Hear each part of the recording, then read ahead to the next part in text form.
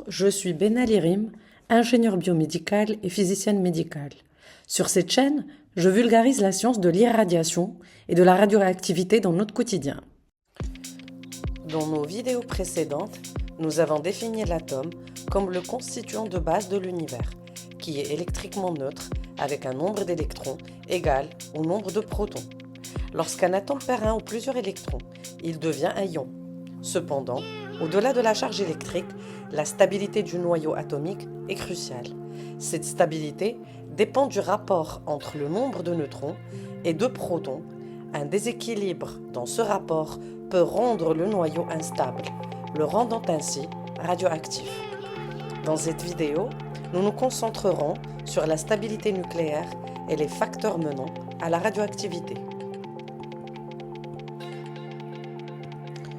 La radioactivité est le phénomène physique par lequel l'atome, c'est-à-dire les noyaux atomiques instables, se transforment spontanément en d'autres atomes, c'est-à-dire ils se désintègrent ou ils subissent une décroissance en émettant simultanément des particules de matière, électrons ou autres, de l'énergie comme la chaleur ou du rayonnement.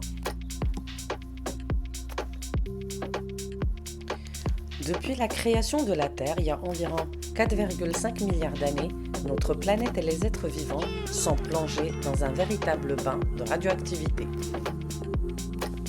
Cette radioactivité naturelle, omniprésente, provient des rayonnements cosmiques provenant du Soleil et des galaxies qui génèrent en permanence des atomes radioactifs. De la Terre, des roches qui enferment naturellement des atomes radioactifs comme l'uranium, le potassium, le thorium. Ainsi, sous nos pieds, de nombreuses roches sont radioactives telles que le granit. La radioactivité est d'abord un phénomène physique naturel. Roche, eau, air, aliments, tout ce qui nous entoure est radioactif, même notre corps. Et si l'exposition n'est pas uniforme, tous les hommes y sont exposés naturellement en permanence. Merci de nous avoir suivis. À très bientôt. Pour plus d'explications, n'hésitez surtout pas à m'envoyer vos commentaires. À très bientôt.